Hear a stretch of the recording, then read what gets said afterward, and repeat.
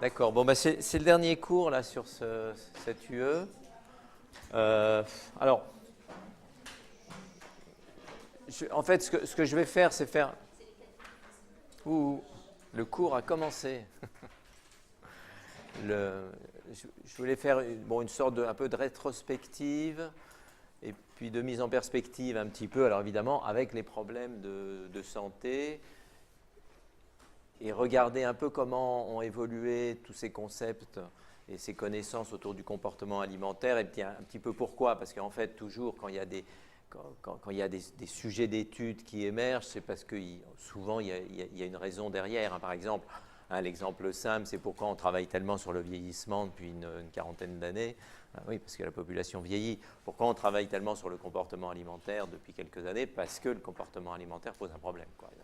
On est amené à travailler dessus. Alors c'est particulièrement intéressant dans le cas du comportement alimentaire parce qu'on peut faire une sorte de rétrospective des 50 dernières années. Il faut savoir que si on compare à d'autres domaines, aussi bien des sciences du comportement que de la biologie d'ailleurs, parce qu'il y a beaucoup de biologie maintenant,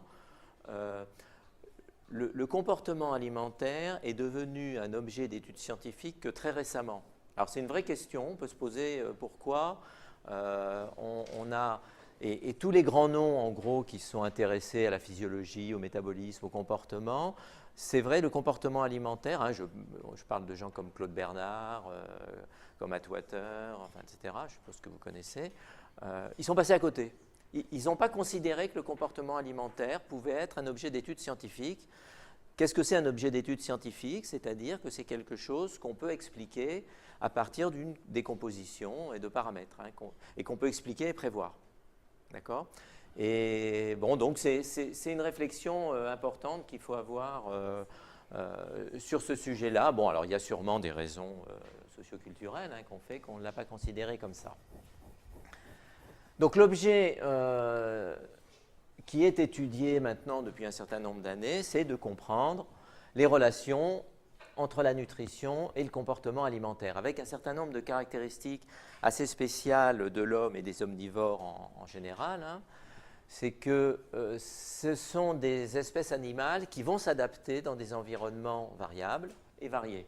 Si on regarde l'homme, il va coloniser pratiquement toutes les niches écologiques en dehors du fond des océans, on va dire. Et encore, peut-être un jour, il le fera, mais vous voyez, ils vont à peu près, par rapport à d'autres espèces animales, l'homme est capable d'aller dans des régions tempérées, des régions très chaudes, des régions très froides.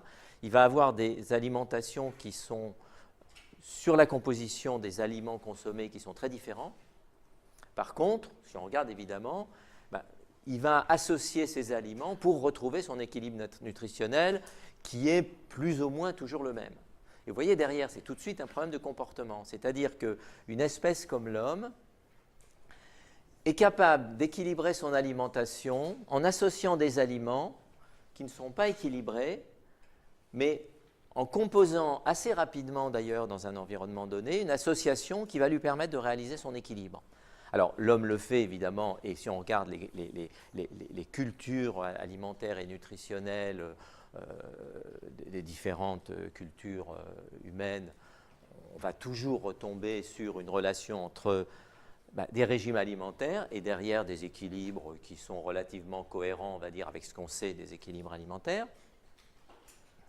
Par contre, les aliments qui sont choisis sont assez différents. Alors, d'autres espèces sont capables de le faire, c'est-à-dire les espèces omnivores, d'une façon générale, sont capables de le faire et le font assez vite. Quand on prend, que ce soit un rat ou que ce soit un porc ou d'autres espèces omnivores, quand on les met dans un environnement qu'ils ne connaissent pas, mais évidemment dans lequel il y a à disponibilité des aliments en nombre relativement varié et en caractéristiques relativement variées, il va assez rapidement, en fait, aller goûter les aliments potentiels de cet environnement et à partir de mécanismes justement de physiologie, c'est-à-dire, il va adapter son comportement pour recomposer son équilibre. Alors, il y a plusieurs étapes, évidemment, maintenant qu'on commence à bien décrypter et qu'on va retrouver dans les comportements humains. Je pense qu'on vous en a parlé, qui sont par exemple les réactions de néophobie, qui sont toujours les réactions de premier contact avec un aliment. Et c'est quelque chose de très important, hein, l'espèce humaine, et comme en particulier, mais d'autres espèces aussi, est une espèce qui goûte les aliments. C'est-à-dire quand un aliment inconnu, et c'est spontané, c'est la physiologie qui est comme ça, hein, un homme va le goûter. Et puis il va le goûter, c'est-à-dire il va en manger un petit peu, puis il va attendre de voir ce qui se passe. Alors derrière, évidemment, s'il ne se passe rien et que tout va bien, il va l'intégrer dans son registre, ça va assez vite. Bon.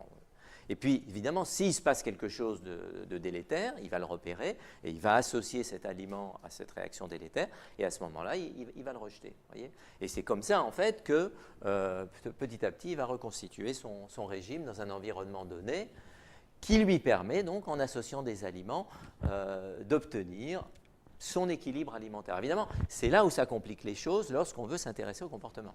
C'est-à-dire le comportement alimentaire humain n'est pas quelque chose de monotone et quelque chose de complexe qui a une dynamique, qui a une variabilité et qui a une variabilité entre les aliments et dans le temps. C'est-à-dire qu'un homme ne va pas consommer la même chose à tous les repas et ne va pas consommer la même chose à tous les repas tous les jours.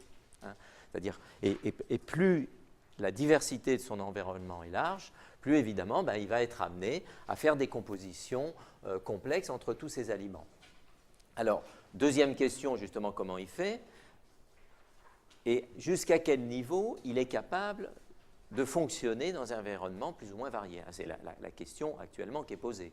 C'est-à-dire, quel est le niveau de variabilité quantitatif et aussi dans le temps, c'est-à-dire le niveau de variabilité et de renouvellement de cette variabilité dans un environnement alimentaire donné, qui permet à un homme de s'équilibrer correctement, ou au contraire, qui ne va pas lui permettre de s'équilibrer normalement parce qu'il n'aura pas une stabilité dans les éléments de son environnement qui lui permettent de composer son régime. Alors évidemment, c'est ça qu'on a dans toutes les recommandations nutritionnelles en background actuellement, c'est-à-dire, parce que vous voyez, on a de plus en plus de données sur ce qu'on va appeler les besoins biologiques. Bon, alors, il y a encore beaucoup de zones d'ombre, mais on a quand même des idées maintenant assez précises sur les valeurs principales, sur les données principales. Hein, c'est ce qu'on met là lorsqu'on va faire des recommandations, c'est-à-dire ce qui va toucher aux besoins nutritionnels, qui sont des données scientifiques, on a des marqueurs, et on va avoir une idée à peu près claire de quel est le bon équilibre. Mais ça ne suffit pas, évidemment. Ensuite, il faut le traduire dans une population. Qu'est-ce qu'on introduit tout de suite lorsqu'on s'adresse à une population? Évidemment, on introduit un polymorphisme, on introduit une variabilité, des différences individuelles, une dispersion des données, etc. Donc il faut, et encore plus lorsqu'on s'intéresse évidemment au comportement, il faut prendre en compte que lorsqu'on va faire des recommandations, on ne s'adresse pas à un individu qu'on va contrôler, mais on s'adresse à une population qui va avoir une variabilité, un polymorphisme relativement important. Et puis, évidemment, lorsqu'on est dans le domaine des sciences du comportement en particulier, il faut savoir formuler des messages qui vont correspondre à quelque chose qui est audible par les individus d'un point de vue de la traduction en comportement.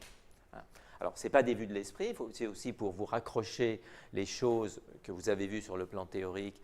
Actuellement, dans tous les grands organismes qui s'intéressent à l'alimentation au niveau international, on passe notre temps à passer d'un domaine à l'autre. C'est-à-dire, dès qu'on a dans un domaine donné des données nutritionnelles, des données de besoins, on regarde tout de suite comment ça s'adresse à une population, c'est-à-dire comment les valeurs sont dispersées, quelle est la distribution, etc. Et puis, comment on va traduire ça dans des recommandations nutritionnelles pour que ça soit quelque chose d'audible et qui va pouvoir se traduire dans les faits par un effet significatif sur le comportement. Alors évidemment, on va retrouver évidemment toute la gradation de tous ces systèmes.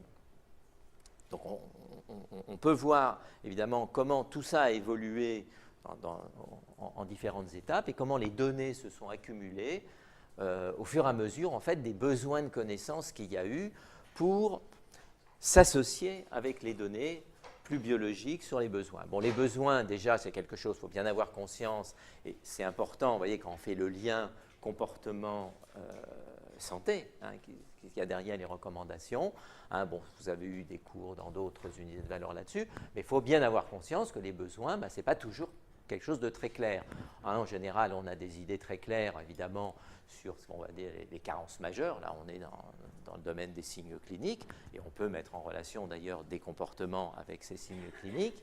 Et puis, progressivement, hein, on va passer à des zones où est-ce qu'on est entre des biomarqueurs de bien-être, des biomarqueurs de santé. Et vous voyez, donc, c'est la discussion qu'il y a actuellement sur les consommations. Hein, c'est-à-dire, puisque le comportement, on part du principe qu'évidemment, les individus vont avoir un comportement alimentaire, on va dire quelque chose de naturellement spontané. Hein, on ne peut pas avoir un comportement qui est réfléchi et conscient en permanence. Le comportement alimentaire, ça doit être quelque chose, disons, en situation de bonne santé, on va dire, ça doit être quelque chose de spontané.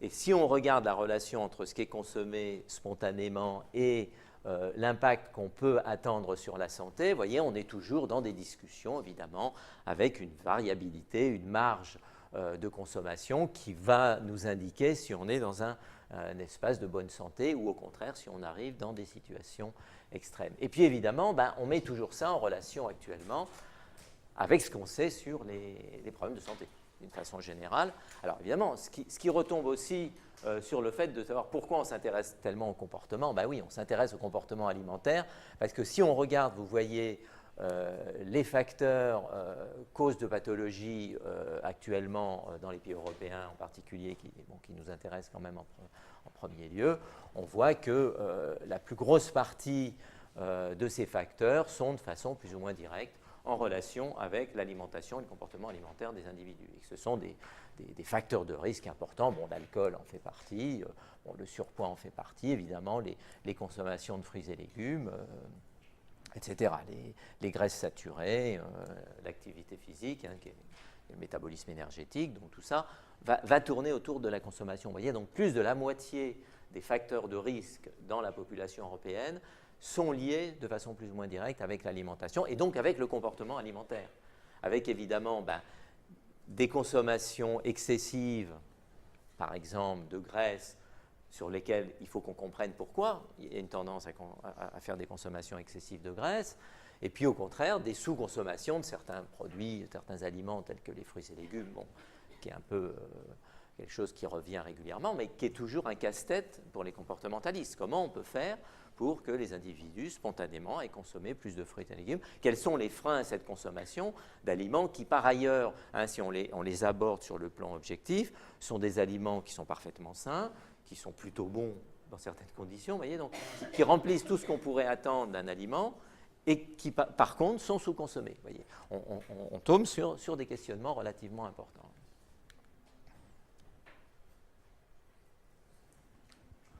Voilà, donc on est amené à travailler donc, sur ce qu'on appelle, je pense que vous connaissez, les Food-Based Dietary Guidelines. Hein, j'ai repris là un article qu'on a publié il y a quelques années au niveau de l'ELSA, sachant qu'on va s'intéresser aux aliments et à leur consommation et essayer de faire des recommandations qui vont tourner autour des aliments en indiquant par des voies de communication comment on peut orienter l'alimentation de façon positive pour la santé et, comme je disais, dans un langage qui soit audible par les consommateurs et par tous les acteurs de l'alimentation.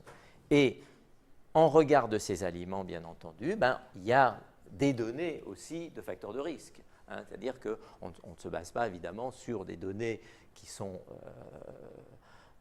approximatives, mais qui vont correspondre derrière à des connaissances qu'on va savoir sur des compositions qu'on va considérer comme positives et d'autres qu'on va considérer comme plutôt délétères pour la santé. Hein.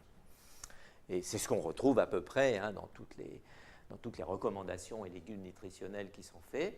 C'est-à-dire que derrière, ce n'est pas des recommandations qui sont faites de façon complètement arbitraire et gratuite, c'est parce qu'il y a beaucoup de connaissances qui sont accumulées et qu'on va essayer de mettre ça en regard avec les potentialités du comportement humain. Voilà, bon, ça vous le savez, hein, les profils nutritionnels, hein, on va considérer qu'on peut composer des régimes qui vont prendre en compte des combinaisons différentes de nutriments en regardant les marges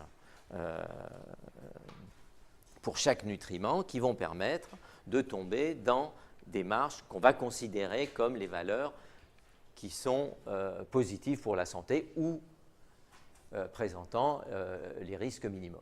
Voilà, bon, je pense que vous connaissez ça. Alors évidemment, on a des difficultés relativement importantes à ce niveau-là, puisque si on regarde toutes les étapes du raisonnement lorsqu'on va commencer à s'intéresser aux aliments et à la composition des régimes, hein, on a une complexité, donc c'est aussi des réflexions dans cet article de l'Agence européenne qu'on avait fait il y a 2 ans, qui rejoignent des données de l'OMS, complexité des aliments. Hein, en effet, on ne peut pas raisonner uniquement sur des nutriments. Hein, les régimes sont faits d'aliments et les aliments ne se résument pas à une association de nutriments. C'est beaucoup plus compliqué.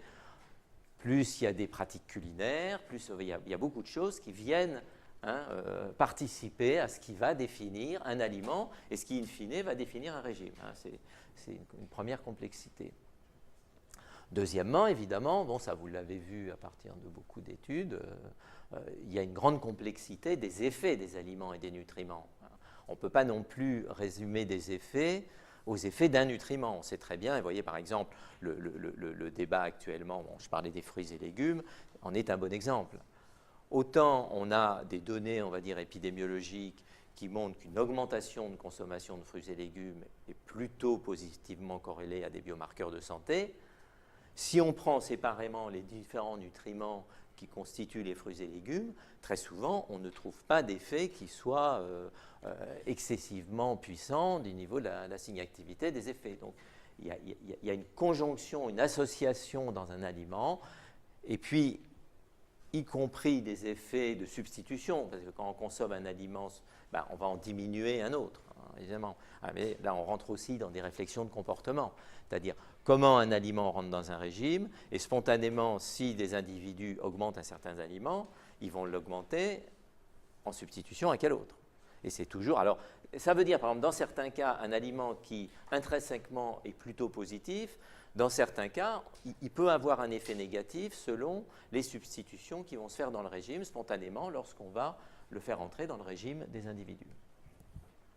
Et puis évidemment, il y a toutes les données maintenant qui sont de plus en plus prises en compte, qui sont les données socioculturelles au sens large et qui jouent un rôle très important sur le comportement des individus vis-à-vis donc, de leur régime alimentaire et donc vis-à-vis de la façon dont ils vont percevoir des messages qui tendent à modifier leur comportement alimentaire. Voilà, des exemples que tout le monde connaît bien sur les régimes, hein, et on retombe sur ce qu'on disait, évidemment, les individus dans des environnements donnés vont spontanément adopter un certain régime qui va leur permettre d'avoir un certain équilibre, mais qui va passer par des associations d'aliments très différents. Hein. Donc là, évidemment, j'ai pris des exemples assez contrastés. Hein. Je pense que vous connaissez ces représentations donc, de profils de consommation de types d'aliments. Hein. Vous avez ici au niveau mondial, ici la France, ici le Portugal. Voilà, bon. Il y a des différences très importantes, même si derrière, finalement, tout le monde, normalement, quand les quantités alimentaires sont suffisantes, va arriver à avoir son apport en énergie, en protéines, en acides gras, en vitamines, en minéraux, etc. Mais ça veut dire qu'évidemment, on ne peut pas non plus traiter exactement de la même façon une population africaine, une population européenne et même une population nord-américaine. Hein, ils sont différents des Européens, par exemple. Et puis, en outre, même à l'intérieur, vous voyez, des pays européens, il y a même des situations plus contrastées, mais on ne peut pas traiter de la même façon exactement. Les messages ne sont pas reçus de la même façon par les Portugais ou par les Français, par exemple. Donc, ça veut dire que les règles qu'on va établir sur les guides et les recommandations nutritionnelles tendant à orienter les comportements doivent évidemment avoir des règles générales de dénominateurs communs, mais doivent ensuite aller prendre en compte les populations plus spécifiques auxquelles ils vont s'adresser. Bon, vous connaissez le problème, ensuite il y a les tranches d'âge, il y a tout ce qu'on veut. Voilà, mais d'une façon générale, on a toujours donc cette démarche évidemment de partir de données qui vont donner l'objectif évidemment sur les besoins nutritionnels, les facteurs de santé associés et, disons, les équilibres nutritionnels vers lesquels on veut aller. Mais ensuite, évidemment, il faut passer assez rapidement à des réflexions et des prévisions sur la façon dont ça va s'adapter à une population donnée en regardant les caractéristiques de cette population. Évidemment, maintenant, on va jusqu'aux caractéristiques génétiques et ensuite en regardant, en association donc avec une analyse de la situation socioculturelle, comment on va formuler des messages, je disais, qui vont être adaptés à toute l'évolution de ces différentes étapes pour une population donnée. Voilà, ensuite, donc, on va donner des objectifs. Alors, évidemment, lorsqu'on va passer à des réflexions autour de la santé publique, ce sont des objectifs qui vont être formulés de façon suffisamment simple pour qu'ensuite on puisse les traduire dans des aliments et des recommandations qui soient audibles. Voilà. Bon, ça vous le connaissez, on ne va pas y passer des heures, mais ça, c'est un petit peu le livre de chevet de tous les gens qui font de la santé publique en alimentation, quoi. C'est-à-dire, c'est des choses relativement simples. Derrière, bon, vous savez qu'il y a des données scientifiques, mais c'est en éléments relativement limités. Et déjà, avec ça, c'est compliqué, parce que quand on doit décliner ça en termes d'aliments, ce n'est pas si simple que ça. Pour arriver à regarder dans toute la diversité des régimes qu'on peut concevoir, l'évolution des régimes dans nos sociétés occidentales, etc. Voilà, pour arriver à caler à peu près des recommandations qui vont permettre de tendre vers ces données, jusqu'à maintenant, d'ailleurs vous le savez à peu près, on n'y arrive pas vraiment. Hein. Déjà, bon, alors les 30-35% de graisse, les taux de graisse saturée inférieurs à 10%, les 500-600 grammes de fruits et légumes par jour, le sel, n'en parlons pas, bon, il y a quand même beaucoup de travaux pour le faire baisser. Pour l'instant, tout ça, on n'y est pas, alors que ce sont des choses relativement simples, quoi. Qu'est-ce que ça veut dire? Ça veut dire que le comportement alimentaire, c'est quelque chose de très compliqué, quoi. Il ne suffit pas de le dire pour le faire, et on le sait très bien, bon, je pense qu'on vous en a parlé, hein, la compliance dans le domaine alimentaire est relativement faible. Même si, vous voyez, des données comme ça, les individus les connaissent en général dans une population à peu près évoluée comme la population française. Bon, tout le monde a à peu près ces choses-là en tête. Hein. Bon, c'est pas récent, hein, ça, on le répète depuis longtemps, hein, c'est des données de l'OMS de 2002 qui sont reprises un peu partout. Alors, ensuite, on peut essayer de regarder où on en est, comment ont évolué les choses dans les connaissances autour du comportement alimentaire. Évidemment, la première chose à laquelle on s'intéresse, c'est l'équilibre énergétique. Et ça depuis... Alors, pourquoi on s'y intéresse tellement? On le sait, parce qu'on a vu l'obésité et le surpoids qui a augmenté. Ça vous montre pourquoi on a tellement travaillé là-dessus. Voilà, parce qu'il y a l'obésité. Alors, première chose évidemment un peu étonnante, c'est qu'en situation normale, l'adiposité et le poids sont maintenus malgré les variations de la prise alimentaire et que vous avez tous vu que la physiologie, normalement, elle est capable de faire les rattrapages négatifs ou positifs dès qu'il y a des déviations. Donc, première question, pourquoi il y a des déviations sur le comportement alimentaire qui va conduire à des surconsommations et des hypertrophies, en fait, des réserves énergétiques, qui est quand même le problème numéro 1 dans le domaine de la réflexion comportementale. Après, on peut passer à des réflexions plus fines, mais le problème principal, c'est de savoir comment il y a des mauvais ajustements qui vont se faire et qui vont conduire des individus à augmenter leurs réserves énergétiques de façon trop importante. Donc, première chose donc, a été... Alors ça s'est passé quand? Ça s'est passé il y a quelques dizaines d'années, il n'y a pas longtemps du tout. On a commencé à se poser des questions là-dessus. Comprendre les limites des mécanismes qui mettent en adéquation les besoins métaboliques. Bon, ça vous l'avez vu, on avait vu dans les cours sur le métabolisme énergétique. Évidemment, il faut équilibrer la consommation énergétique et la dépense énergétique. Ça veut dire qu'il faut comprendre comment ça marche. Alors ensuite, il faut faire des recommandations qui vont correspondre à ça. Donc vous le savez, par exemple, c'est tout à fait dans le domaine de l'énergie, hein, je pense que je vous l'avais dit dans le cours, c'est le seul domaine des recommandations nutritionnelles dans lesquelles on ne recommande pas une consommation de la moyenne plus 2 décartypes sur la dépense de la population, mais on recommande la moyenne pour éviter les surconsommations énergétiques. Vous voyez, là, les recommandations se calent directement sur ce qu'on sait sur les comportements. C'est que le comportement ayant plutôt tendance, alors pour des raisons, je pense qu'on vous a présenté, qui sont un peu inhérents à l'espèce humaine et à son évolution, c'est que le comportement a plus tendance à surconsommer qu'à sous-consommer. Hein, on a plus tendance à aller faire des réserves énergétiques. Ben, quand on fait des recommandations, il faut plutôt faire des recommandations qui vont avoir tendance à faire limiter la consommation. Voilà, donc évidemment, ben, tout se joue sur la façon dont se réalise cet équilibre et ce qui a été la question qui a été posée depuis longtemps. Alors, ces problèmes de réserve énergétique, évidemment, ben, derrière, il y a des mécanismes un peu plus compliqués. Et ce n'est pas un phénomène simplement simple de dérive des consommations de l'ensemble de la population. Hein. Et depuis un certain nombre d'années, on sait très bien qu'on a des facteurs de risque de croissance, on va dire linéairement distribués dans la population, et que selon l'environnement et la façon dont on va transmettre des messages sur l'alimentation et créer l'environnement alimentaire des individus, ils vont avoir des comportements différents et on va avoir en gros des sensibilités et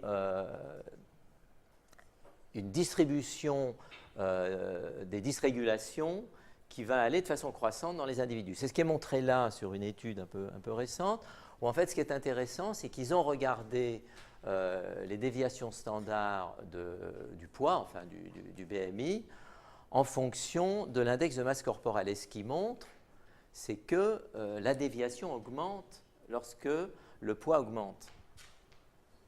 Ça veut dire qu'en effet, en gros, ben, il y a des individus qui sont très résistants au surpoids, des individus qui sont très sensibles au surpoids, et puis en fait, on a toute une gamme qui se distribue entre les deux.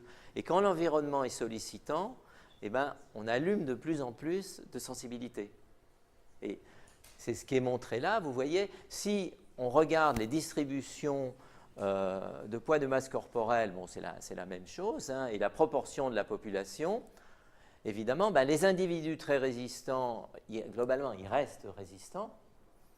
Mais par contre, eh ben, la courbe elle n'est pas complètement gaussienne, hein, voilà, s'aplatit, et on va avoir une distribution de plus en plus large de la population. Et ici, évidemment, ben, les individus très sensibles qui, dans un environnement donné, ne sont pas stimulés, ben, se mettent évidemment à exprimer leur surpoids lorsque l'environnement devient plus sensible. Et ça, c'est très important, et c'est des distributions de population sur lesquelles on travaille hein, lorsqu'on va regarder qu'est-ce qu'on peut faire. Puisque, vous voyez, ici, en fait, les sensibilités, dans un environnement qui est un environnement plutôt sain, on va dire, hein, qui va permettre, masque les sensibilités de dérive potentielle de certains individus. Quoi.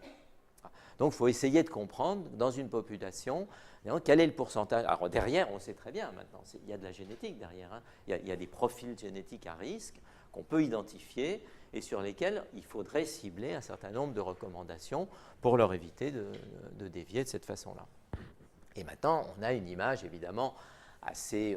alors derrière, bien évidemment, ça rejoint toutes les études plus fondamentales qui peuvent être faites. Et voilà, par exemple, on sait très bien que dès qu'on va s'intéresser, alors quelque chose, évidemment, qui est très important actuellement, il y a l'alimentation, mais il y a aussi les modes de vie, en particulier le stress, qui, on sait, bon, vous avez des présentations là-dessus, joue un rôle important, d'ailleurs dans les deux sens, hein, mais on sait qu'à chaque fois, donc le stress en est un bon exemple, il faut aller regarder la composante biologique et la composante comportementale, quoi, si on veut comprendre les conséquences sur la santé des individus. Et ce qui explique d'ailleurs, sachant que derrière, on a des effecteurs qui dépendent de la génétique de chaque individu, ce qui explique que, par exemple, le stress, pour certains individus, va plutôt être un facteur de perte de poids, et pour d'autres, ça va être un facteur de surpoids, puisqu'évidemment, on a des combinaisons qui vont jouer de façon différente pour aller ou non faire exprimer de l'obésité.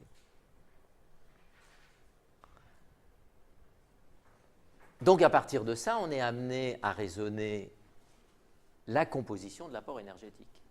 Et que, qui explique pourquoi on est de plus en plus intéressé, non seulement sur l'apport énergétique total, mais sur sa composition et les combinaisons qu'il y a évidemment. Bon, vous avez aussi des choses là-dessus, mais c'est important, et de plus en plus, et ça c'est quelque chose sur lequel c'est un bon exemple, où actuellement les données ne sont pas tellement claires.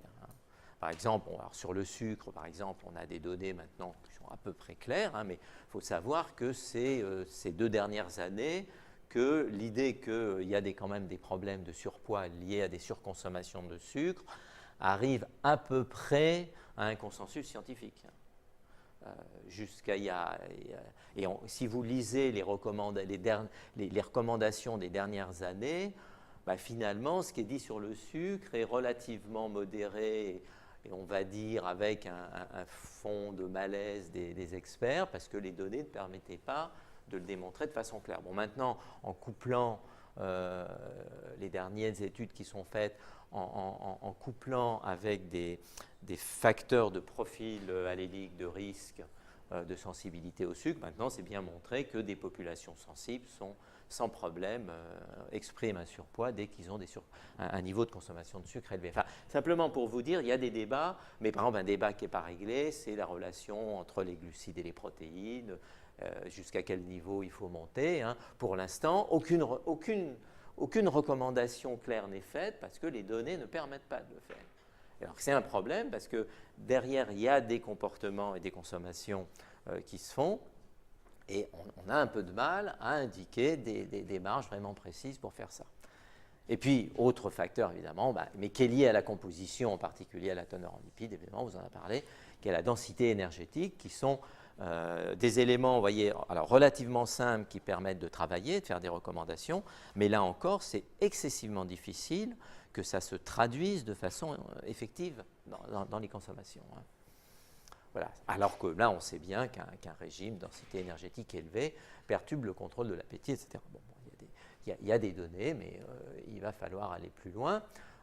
Voilà, bon, ça simplement pour dire, c'est ce qu'on dit actuellement, mais attention, ce n'est pas toujours soutenu par des données très fortes, mais ça vient petit à petit. Par exemple, comme je disais, sur le saccharose, maintenant, de plus en plus, je pense que on va pouvoir être beaucoup plus incisif sur ça. Alors ça, c'est quelque chose, tout ce problème de l'énergétique, pour vous replacer l'évolution, ça n'a commencé que dans les années 50, dans l'après-guerre. C'est-à-dire qu'avant la guerre, on n'avait pas ces approches comportementalistes sur l'idée qu'il y a un contrôle énergétique de la consommation énergétique et que le comportement, normalement, ce qu'on montrait sur l'équilibre énergétique, contrôle la disponibilité énergétique et à ce moment-là, adapte sa consommation à son besoin énergétique, qui est un peu une... Alors, depuis, on a même des bases maintenant moléculaires sur les mécanismes de détection de l'énergie. Vous connaissez les mécanismes de détection de l'énergie ? Comment les cellules détectent l'énergie ?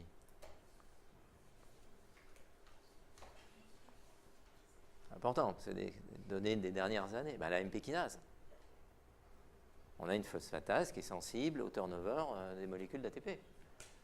Mais ça, alors, ça, c'est intéressant. Alors là, je vous dis ça parce que ça, c'est très intéressant. Voilà.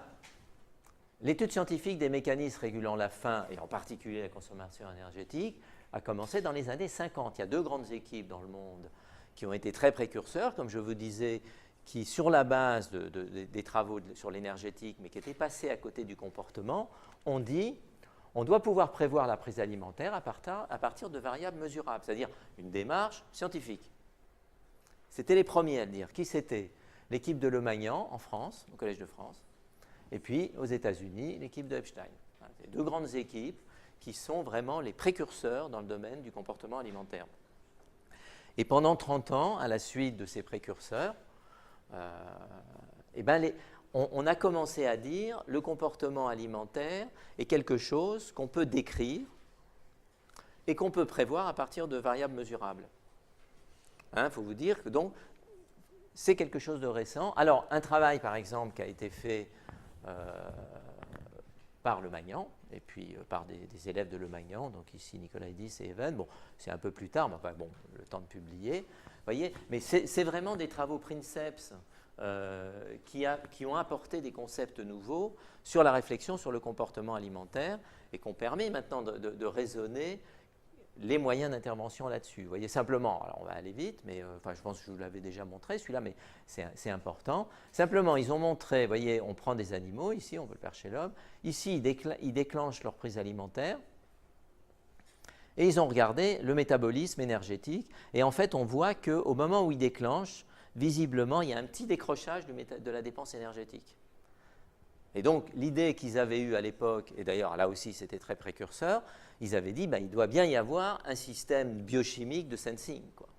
Et ils avaient un petit peu anticipé ce fait qu'on a trouvé il y a quelques années maintenant, qui est qu'en effet, il y a des systèmes de sensing énergétique dans les cellules, les organes, et qui sont capables de modifier tout un tas de cascades d'activation qui va déclencher le comportement alimentaire. Alors évidemment, maintenant, on a cette idée que on a tout un ensemble de facteurs qui vont converger vers le cerveau.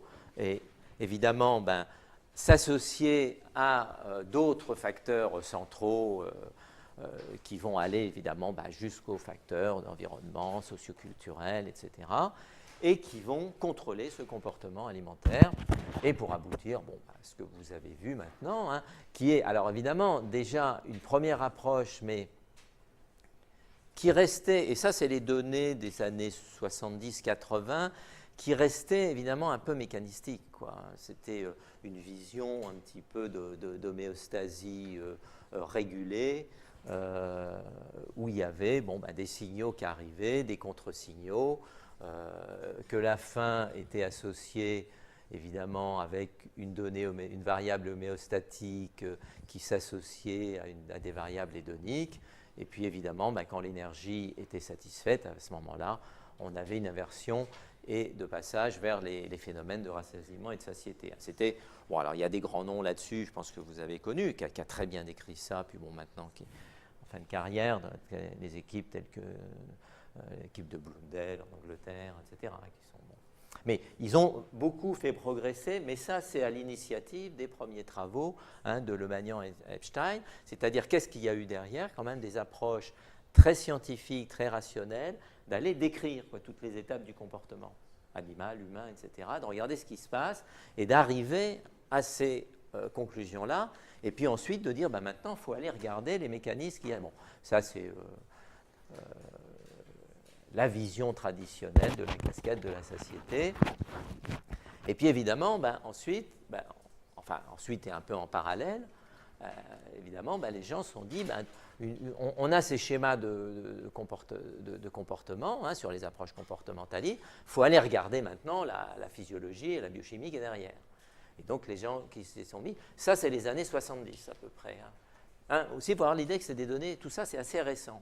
Et un des grands noms dans le décryptage, disons, plus biochimique, c'est par exemple Gibbs, qui est le premier qui a montré dans les années 70 que la CCK, la cholécystokinine, qu'on connaissait déjà, je veux dire, comme hormone de contrôle de la sécrétion pancréatique, il a montré que la CCK, la cholécystokinine, était une hormone qui contrôlait la prise alimentaire. Et que quand on injectait de la CCK, ça a été une publication qui est encore citée maintenant, à des animaux, ils baissaient leur prise alimentaire. C'était la première fois qu'on reliait, voyez, le comportement, qu'on reliait un mécanisme biochimique à de la prise alimentaire via une hormone.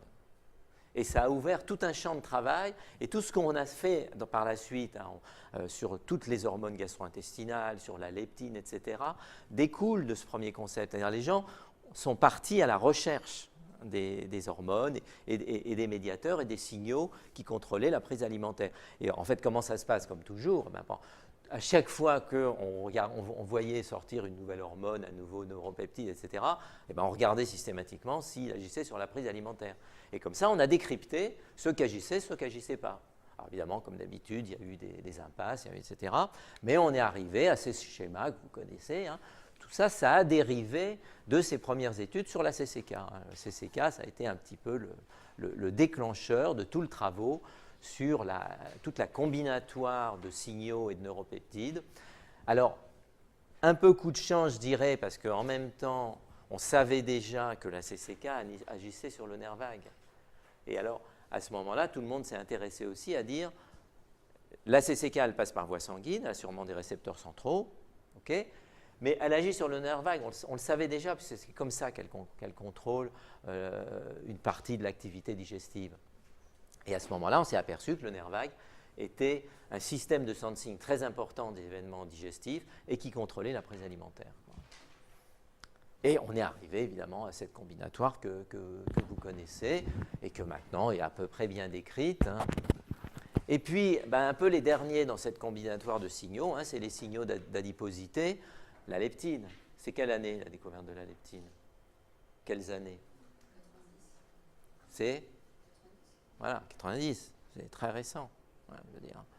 C'est-à-dire, ça a été un peu. Ah non, il y en a eu un autre après. Vous voyez, on est arrivé. Alors, pourquoi la leptine, ça a été important? Mais la découverte de la leptine, ça rentre dans cette dynamique qui a été initiée par la découverte de l'effet de la CCK. C'est-à-dire, pendant très longtemps, on s'était aperçu, et dans les travaux, par exemple, de Le Magnan, ils avaient bien identifié l'idée qu'il semble bien que la masse adipeuse est contrôlée. Vous voyez, parce que quand ils prenaient des animaux, ils les mettaient en surpoids, vous voyez qu'ils baissaient leur prise alimentaire. Et, puis, bon.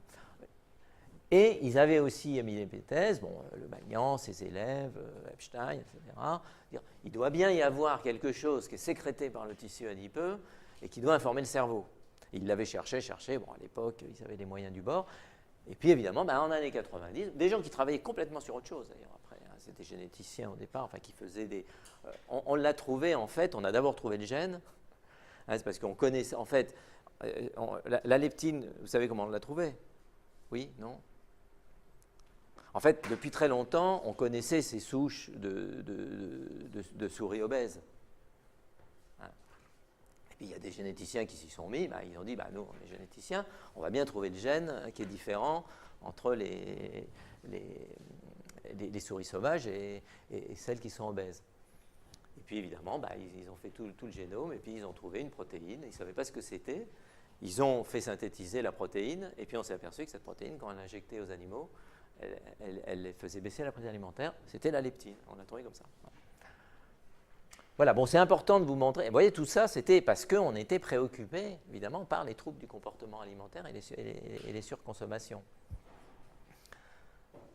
Alors évidemment, parallèlement, avec tous ces éléments, on est arrivé à la combinatoire de tout le jeu hypothalamique et entre le tronc cérébral et l'hypothalamus et les crosstalks et la façon dont tous ces médiateurs agissent pour contrôler l'homéostasie énergétique et la faim. Et puis, voilà les souris hob-hob, évidemment, donc, sur lesquelles on a découvert le gène de la leptine.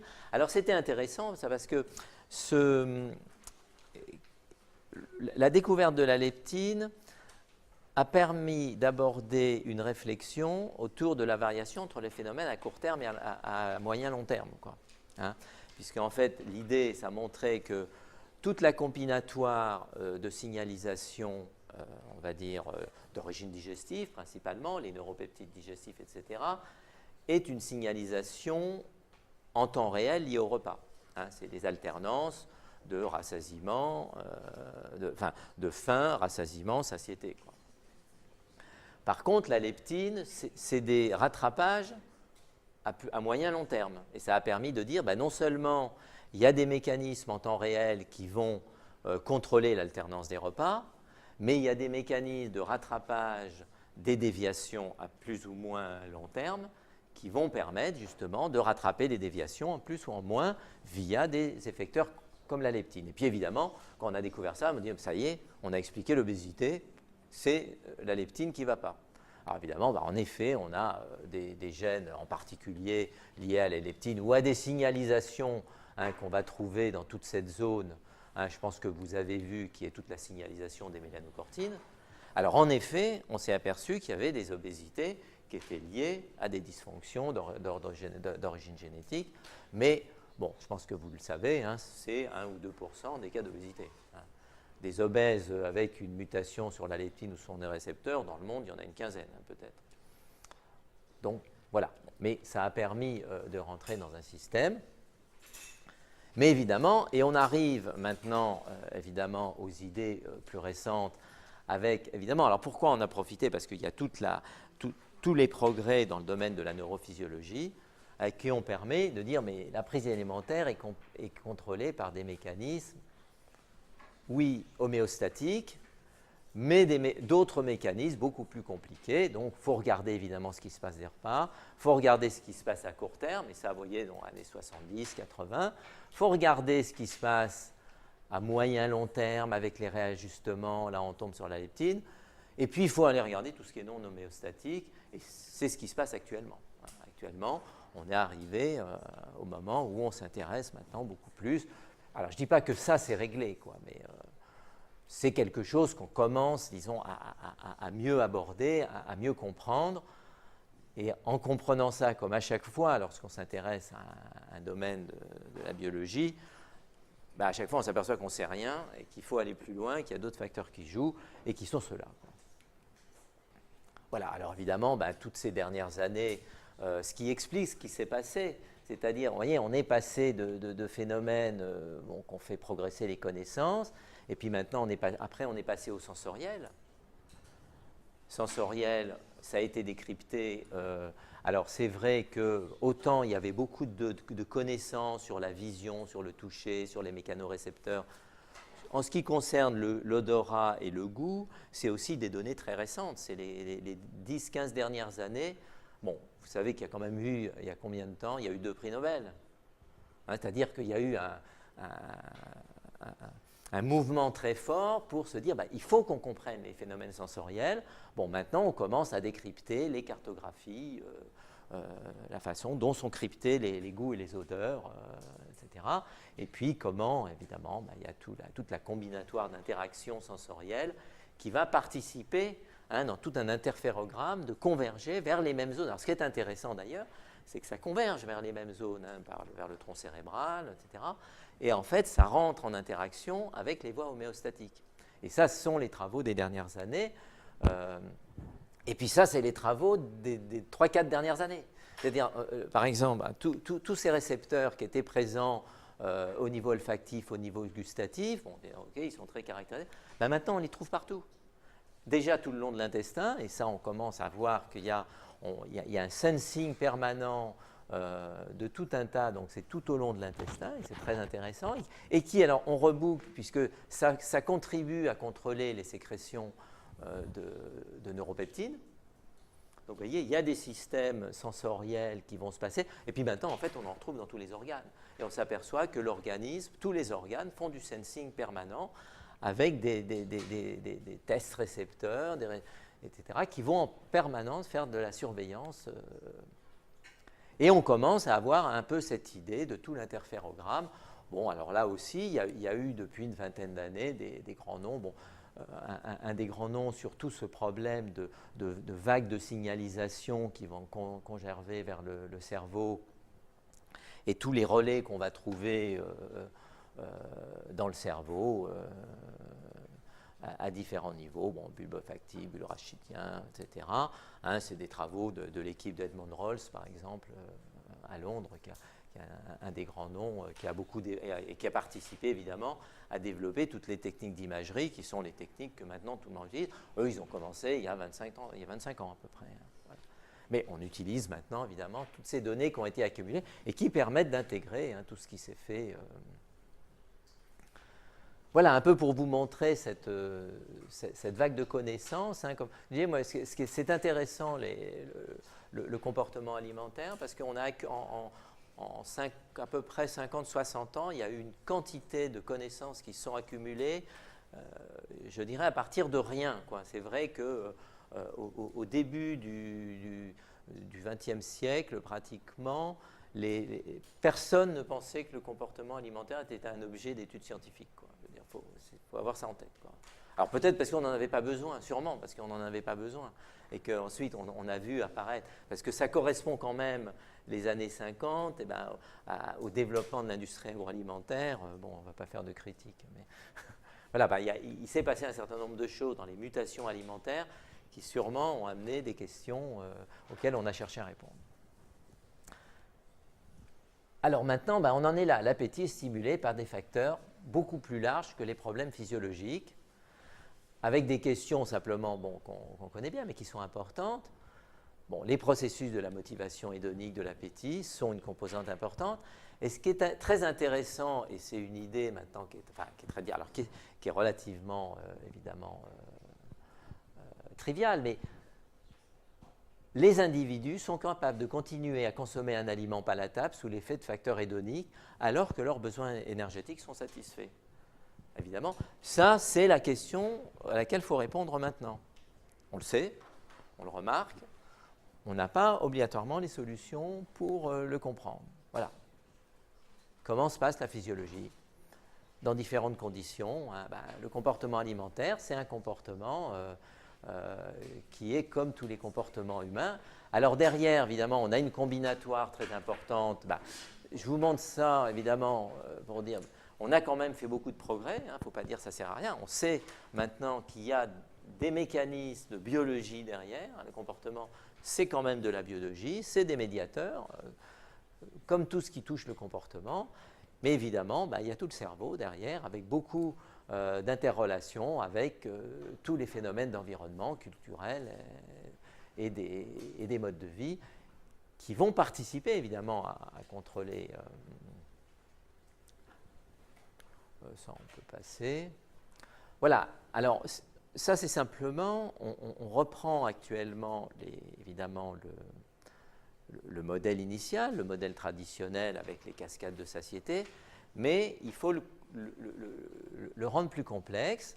Déjà, évidemment, il faut différencier qu'on a deux grands mécanismes qui jouent, des mécanismes homéostatiques et puis des mécanismes non homéostatiques. Et puis à l'intérieur de ces mécanismes homéostatiques et non homéostatiques, évidemment, il y a des processus activateurs et des processus inhibiteurs. Il faut essayer de décrypter dans les deux cas comment ils vont fonctionner. Alors, on a commencé à les connaître, évidemment, dans le domaine homéostatique, hein, les activateurs, on a les signalisations derrière. Alors, par exemple, j'en ai pas parlé, dans les activateurs homéostatiques, évidemment, la gréline, hein, qui est, je disais, la leptine, ce n'est pas le dernier. Ben oui, le dernier, en date, ça a été la gréline. Ça a été la gréline qu'on connaissait aussi, mais on la connaissait associée au facteur de croissance, à l'hormone de croissance. Et on s'est aperçu, évidemment, qu'il y avait de la gréline qui était sécrétée dans l'estomac, et on s'est aperçu que la gréline était un facteur orexigène. Ça, c'est dans les 6-7 dernières années. Voilà. Mais bon, alors, tout ça, et puis simplement, bon, tout ça, on commence à le maîtriser. Et puis maintenant, évidemment, il faut être là. Alors là, c'est un peu plus compliqué avec nos moyens d'approche. Pourquoi? Parce que là, ça se passe dans le cerveau et qu'on a dû attendre les progrès pour la connaissance de la physiologie du cerveau, qui sont vraiment les travaux de ces dernières années, où on peut commencer maintenant à la fois par les connaissances de concepts et puis avec les méthodes, c'est toujours, en particulier les méthodes d'imagerie qui sont développées, qui permettent maintenant de rentrer dans le cerveau et de mieux comprendre, évidemment, comment ça procède. Mais on procède ensuite de la même façon, on dit oui, il y a des phénomènes activateurs, il y a des phénomènes inhibiteurs. Alors évidemment, là c'est un peu plus compliqué, et il y a des phénomènes modulateurs. Et qu'on doit les prendre en compte dès qu'on va s'intéresser, mais toujours, évidemment, un individu qui n'a pas mangé depuis 4 jours, c'est sûr que la priorité, elle est là. Il a des signaux excessivement forts. Mais évidemment, lorsqu'on se met dans des alternances de repas, où là, on est dans un phénomène culturel, évidemment, d'organisation sociale de la vie, ces phénomènes sont en balance avec d'autres et sont plus limités dans leur force, ou en tout cas, et c'est comme toujours d'ailleurs dans les comportements et dans la physiologie, en fait, ils sont toujours anticipés. Un comportement est toujours, pratiquement toujours, une anticipation, quoi. Les individus n'attendent pas d'avoir faim de façon excessivement forte avant de consommer. Ils savent qu'ils vont avoir faim, et donc tout est organisé pour anticiper la faim et l'empêcher d'être trop forte, quoi. Voilà, donc maintenant, en effet, on est dans le cerveau. Le système nerveux va réguler, et on sait qu'il y a des processus, en particulier tout ce qui va contrôler les processus hédoniques. Ah, t'as froid? Il fait chaud. Ok. On sait maintenant que les processus hédoniques. Alors, ce n'est pas que les processus hédoniques sont plus forts que les processus homéostatiques dans le comportement. Et ça, il faut en tenir compte lorsqu'on va vouloir raisonner de la communication autour de l'alimentation. C'est que les processus hédoniques, dans certaines mesures, sont contrôlés par les processus homéostatiques. C'est-à-dire que, qu'est-ce que c'est la faim? C'est une attirance hédonique vers les aliments. Mais c'est parce qu'en même temps, derrière, il y a un besoin physiologique qui stimule. Et ça, bon, c'est ce qui est bien montré actuellement. Alors évidemment, mais, et c'est ça qu'il faut faire attention, dans le domaine du comportement alimentaire, on n'est pas dans des phénomènes régulés, on est dans des phénomènes contrôlés. Alors, un phénomène contrôlé, il a une variabilité et il peut dériver. Mais c'est vrai que, comme tout comportement, l'acte alimentaire n'est pas...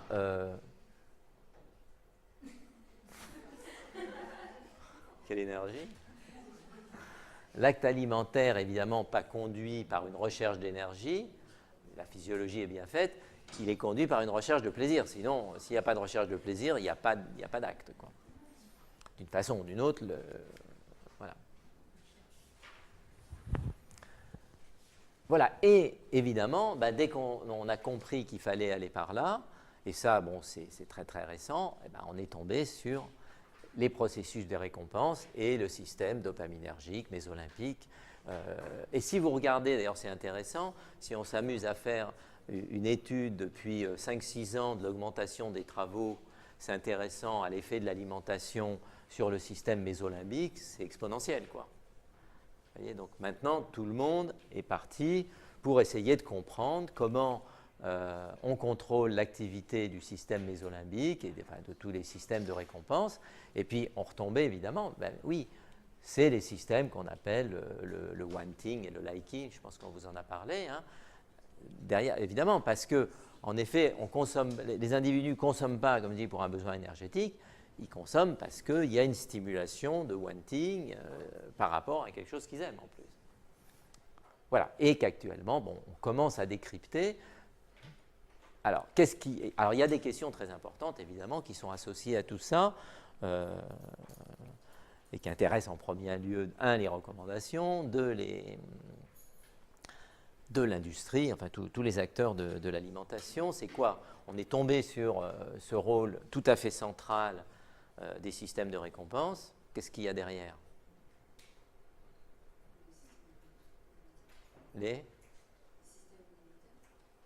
Non, pas le système immunitaire, qui est le débat actuel, c'est les questions addictives. Et vous retombez, par exemple, et ce n'est pas un hasard. Pourquoi on a tellement de controverses actuellement sur l'addiction au sucre, l'addiction au gras, etc. Parce qu'actuellement, le sujet en pointe en ce moment, c'est ça. Est-ce que les aliments sont addictifs ou non? Bon, pour l'instant, par exemple, on n'a pas la réponse. L'opium, c'est addictif? Ça joue sur les mêmes zones. Et donc la question, alors il y a eu, alors c'est vrai par exemple les premiers travaux, bon il y a eu une école assez forte à New York par exemple qui a travaillé là-dessus dans les années 90 et ils étaient partis sur l'idée, finalement les aliments sont addictifs, en particulier le sucre, le gras, le problème c'est que c'est addictif. Et bon, alors il y a des données, on peut démontrer, mais actuellement, Alors, par exemple, bon, il y a eu un article assez intéressant qui est sorti il y a 2-3 mois dans Nature Review, en fait, qui discute le fait que les aliments sont indirectement addictifs. Hein, c'est pas de l'opium, quoi. C'est pas... Voilà. Enfin bon, si ça vous intéresse, vous pouvez le lire. Mais bon, c'est une vraie question actuellement, quand même, hein, je veux dire. Voilà, bon, je pense qu'on vous en a parlé, système mésolimbique, réseau du plaisir et de la récompense, etc. Mais c'est central, parce que c'est pour ça qu'il y a des consommations alimentaires. Et puis, c'est vrai, bon, donc on commence à avoir maintenant un peu un schéma. Oh, ça va, on ne va pas finir trop tard. On commence, vous voyez, à avoir un peu ce schéma de signalisation qui intègre un peu tout, quoi. Hein, c'est-à-dire qu'en effet, on a une régulation homéostatique, mais elle-même qui va générer de façon un peu réflexe, hein, parce qu'il faut savoir, bon, la régulation homéostatique, hein, bon, vous savez, elle se fait dans le tronc cérébral et l'hypothalamus. C'est-à-dire, qu'est-ce que c'est le tronc cérébral et l'hypothalamus? C'est le cerveau ancestral, hein, c'est-à-dire c'est les zones réflexes. Il n'y a pas encore les zones mésolimbiques avec les systèmes mémoire et encore moins le cortex, quoi. Donc c'est du réflexe. Et en effet, la faim, c'est réflexe, il y a un manque d'énergie. Mais ensuite, évidemment, dans les espèces évoluées, ce système va aller contrôler les zones de plaisir. Et ça paraît logique, puisque les zones de plaisir sont en même temps des zones... Le plaisir, en fait, il est fait pour... Enfin, il a été maintenu, on l'a vu apparaître dans l'évolution des espèces à un certain stade, hein, et il est apparu parce que c'est un processus de survie important, hein, qui permet, il faut être clair, la reproduction de l'espèce, il y a la reproduction, hein, c'est du plaisir, et qui permet la survie des individus par l'alimentation en particulier. Hein, donc, ça paraît logique que ce système ait été maintenu, puisque c'est un avantage très important pour assurer la survie d'un individu et de son espèce, quoi. Qu'il y ait tout un tas que des processus de survie soient en fait contrôlés par ces zones de plaisir. Voilà, bon, donc il faut avoir, voilà, maintenant un peu en tête cette vision intégrée où on a des zones réflexes qui progressivement vont aller vers des zones mémoire et vont aller contrôler, et tout ça, les systèmes mésolimbiques de plaisir. Alors évidemment, ensuite, il y a d'autres cascades qui vont aller vers les centres de décision, enfin, etc. Je veux dire, mais actuellement, alors pourquoi c'est important de connaître tout ça? Parce qu'on a besoin de le connaître si on veut essayer de comprendre comment on peut orienter le comportement dans un sens, voilà, tout ça.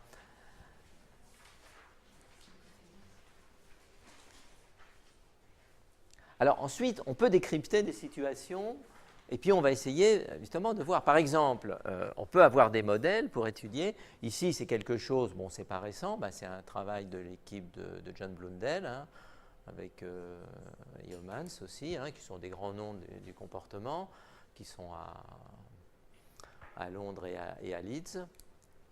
Non, il n'est pas à Londres, Yeomans. Je ne sais plus où il est. Bon, qu'importe. Blundell, il est à Leeds. En fait, qu'est-ce qu'il montre ici? C'est la capacité d'aliments très palatables, moyennement ou pas bon du tout, on va dire, à faire baisser la faim.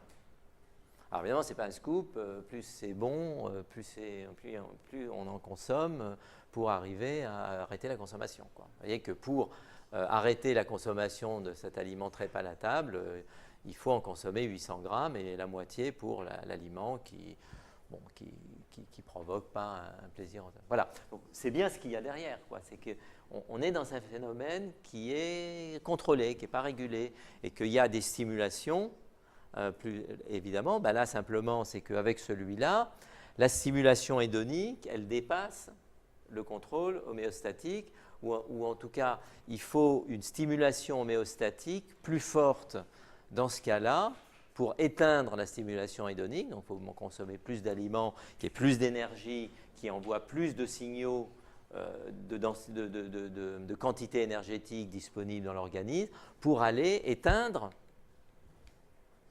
les zones de plaisir qui font consommer. paraît logique, puisqu'il y a plus de simulations, de l'autre côté, pour aller antagoniser, il faut plus, quoi. Voilà.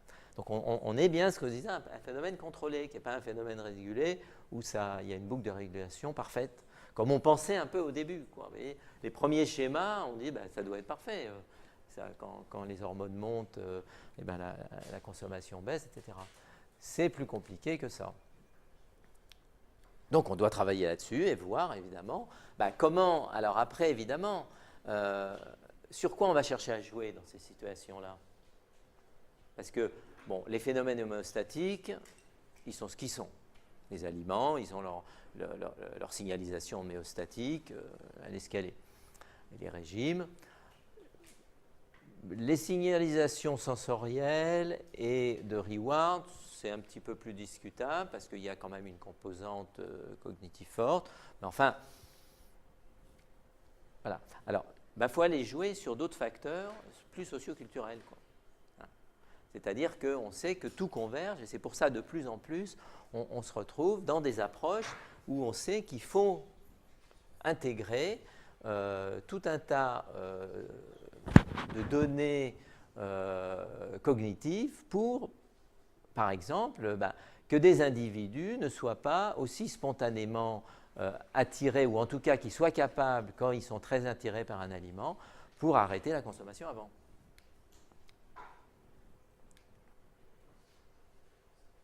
Voilà, autre cas de figure, évidemment, où là, vous voyez, donc ça, c'est toute la discussion sur la taille des portions. Alors évidemment, celle qui a beaucoup travaillé, c'est Barbara Rolls à Penn State aux États-Unis, qui est un peu le pape de la taille des portions et de la densité énergétique. Elle montre simplement, évidemment, avec une densité énergétique forte de l'aliment et des portions importantes. Vous voyez, la portion, c'est le même aliment, on en donne plus, spontanément, les individus consomment plus, quoi. Et donc, il y a tout ce travail, vous voyez, c'est un moyen de réduire la consommation, simplement, on modifie non pas l'aliment lui-même, mais la quantité offerte ou les portions qui sont offertes.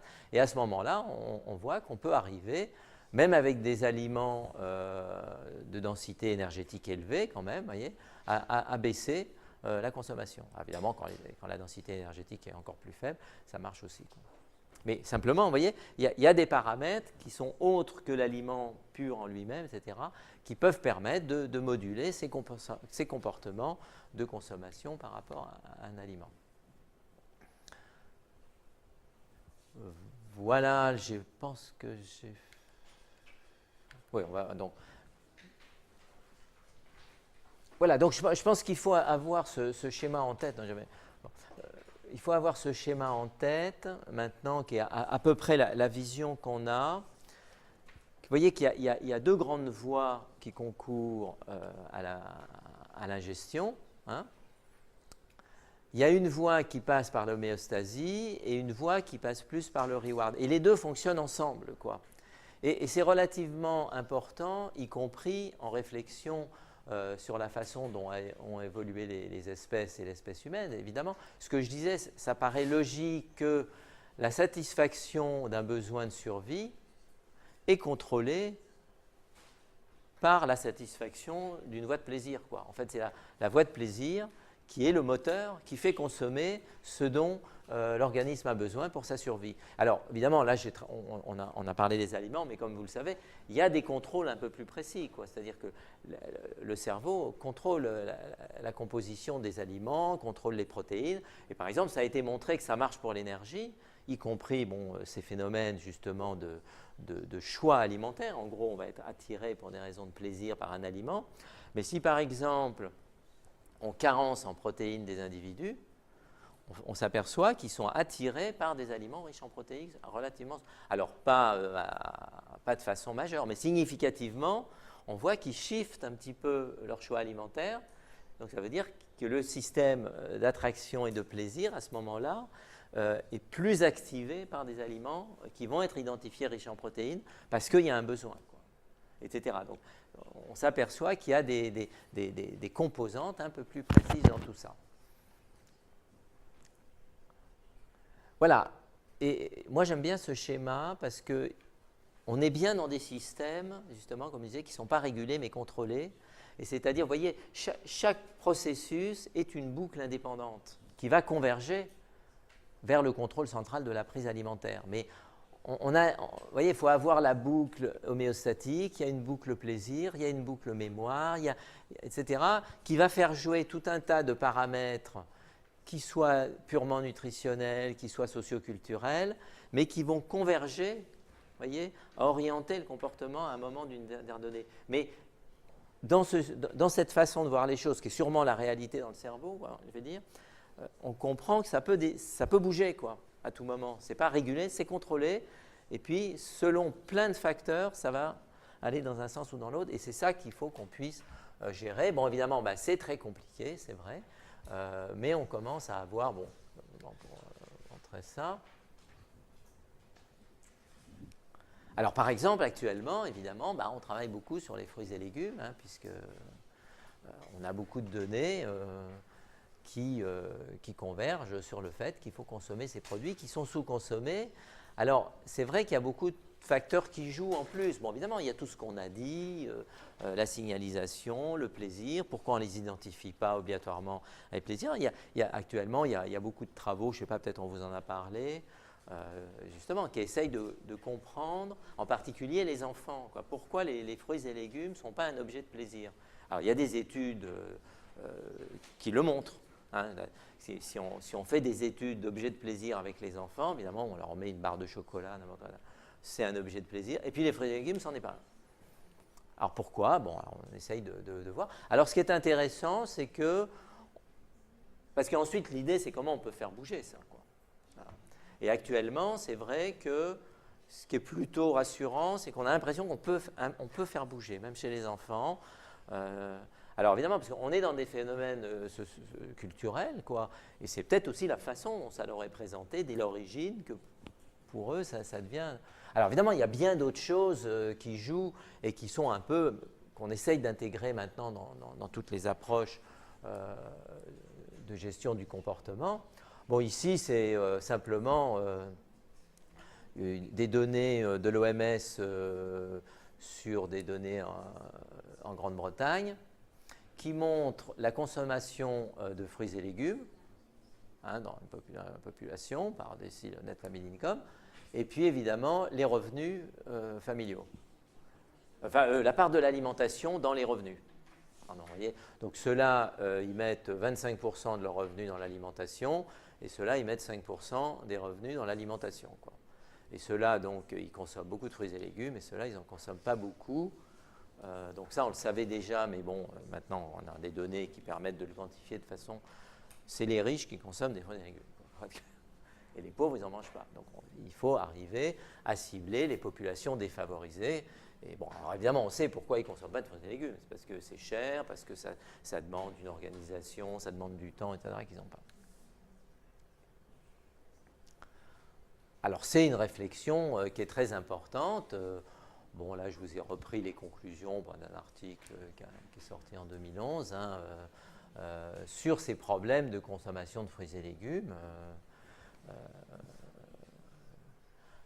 Les efforts pour augmenter les fruits et légumes incluent des interventions sur le comportement. Bon, ça, on pouvait le savoir. Mais autre conclusion de toutes les études qui ont pu être faites, pour y arriver, on ne peut pas se limiter à des études de comportement uniquement.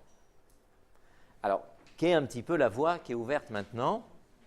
Qu'est-ce qu'il faut faire? Et bien pourquoi? Vous voyez, donc conclusion, c'est un peu toi.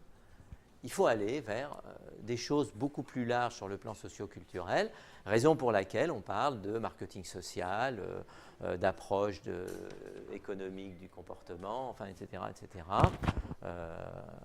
C'est actuellement, donc vous voyez, si on se met dans la progression de ce que je vous disais, vous voyez, sur le comportement alimentaire, on est parti d'aller regarder les médiateurs dans l'intestin, et puis on a progressé, on intègre de plus en plus, et maintenant, on se rend compte qu'il faut aller réintégrer les problèmes sociaux, les problèmes économiques, et que les individus, leur comportement, il est conditionné par tout ça. Mais tout ça, ça converge quand même dans le cerveau.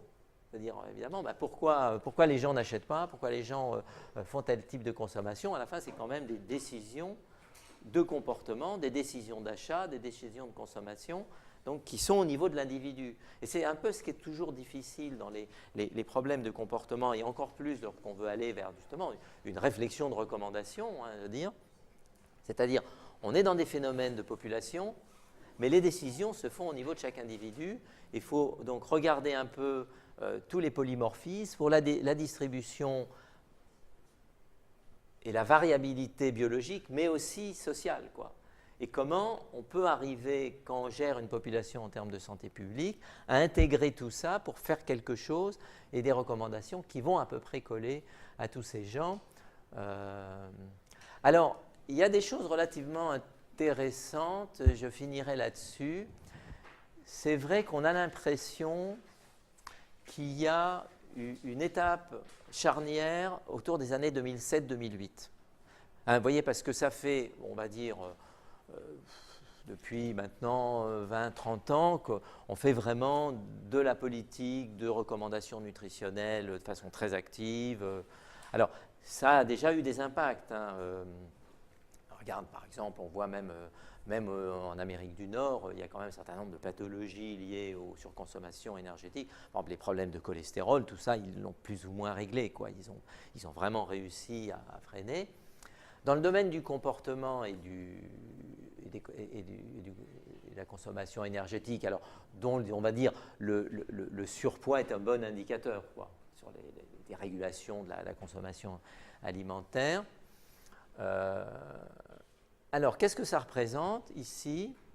C'est les variations annuelles du poids en fonction des revenus. Et avant la période charnière 2004-2007 et après. Et vous voyez, ce que je veux dire, c'est que les variations du poids, on s'aperçoit que voyez, les revenus qui étaient quand même sur une gamme assez large avaient de fortes variations du poids annuel, c'est-à-dire qu'ils augmentaient leur poids. Quoi, en gros. Voilà. Et puis évidemment, quand on augmentait les revenus, pareil, c'est sûr, on passait des privilégiés qui ont accès à beaucoup de choses, qui touchent la santé, donc eux, ils n'avaient pas. Quoi. Et puis, vous voyez, il y a eu un shift important, et ça commence à toucher, c'est-à-dire que les politiques de santé quand même, commencent à toucher les populations moyennes. Alors évidemment, les populations aux plus bas revenus restent évidemment avec un problème important d'augmentation et donc du poids et du surpoids, mais progressivement, on voit qu'on touche des populations qui vont de plus en plus vers les populations, les classes moyennes, quoi. Alors on peut espérer évidemment, alors ça, bon, c'est une vision un peu optimiste, mais bon, ça c'est, je ne vous ai pas mis la publication, c'est un travail de 2012, hein, c'est une étude de 2012, alors évidemment qui est très intéressante et qu'on essaye de multiplier, de regarder partout, parce que si ça se confirme vraiment, parce qu'on sait très bien toujours, c'est les populations les plus favorisées, qui ont accès à la connaissance, etc., et qui sont le plus sensibles, le plus rapidement sensibles aux communications qui vont être faites, puis en plus ils ont les moyens de le faire, quoi. Voilà. On l'a vu par exemple sur les consommations de fruits et légumes, oui, c'est les riches qui sont mis à en consommer, et on sait que ça correspond à peu près à la même chose. Mais ce qui est relativement intéressant, c'est de montrer que ça bouge et que les classes moyennes… Alors ça c'est vrai, par exemple, quand même, ça se confirme par ailleurs, alors en particulier en Amérique du Nord, qui est un peu le laboratoire de ces problèmes, parce qu'ils partent de tellement loin dans l'épouvantable qu'on ne peut qu'améliorer. Mais on l'observe en effet qu'il y a tout un tas de facteurs où on voit que de plus en plus, dans des classes qui sont les cadres moyens, ça commence à rentrer dans les mœurs de considérer une alimentation beaucoup plus équilibrée. Alors évidemment, on a toujours des classes défavorisées qui est… Alors c'est pour ça aussi que maintenant, c'est là-dessus, à ça qu'il faut vraiment s'attaquer, quoi. Alors, en Europe, dans les pays occidentaux et puis ensuite dans d'autres pays. Hein. C'est-à-dire maintenant comment on peut toucher les classes défavorisées, sachant qu'évidemment ils n'ont pas les mêmes moyens pour facilement intégrer les recommandations. La plupart du temps, même si on sait ce qu'il faut faire, ils n'ont pas obligatoirement les moyens de le faire. Donc là, on doit mettre une fonction de beaucoup de facteurs pour arriver à toucher de façon significative les comportements dans ces populations-là. Voilà, donc conclusion, le comportement repose sur des échanges constants d'informations dans l'organisme, on va dire. Ces signaux, ça c'est important, peuvent avoir un pouvoir limité face à l'environnement alimentaire et d'autres consommations, avec une pression, tout ça parce que, comme je disais, en fait, ce n'est pas des phénomènes régulés, c'est des phénomènes contrôlés. Là, donc il y a des boucles qui vont fonctionner un peu indépendamment et qui vont s'équilibrer les unes par rapport aux autres. Et qu'actuellement, je pense que c'est important, on est parti, disons, de données de signalisation avec une approche un petit peu simpliste de physiologie régulée. Maintenant, on est plus dans l'idée qu'il faut intégrer des phénomènes homéostatiques et cognitifs, qui est un peu la conclusion de l'article que je vous montrais sur les fruits et légumes. La conclusion, les approches behavioristes, de comportement classique, ça permet d'agir, mais de façon limitée. Il faut rajouter d'autres approches maintenant lorsqu'on s'adresse à des populations. Voilà, c'est un peu le tour de ce problème. Merci. Vous avez des questions, non? Merci, merci.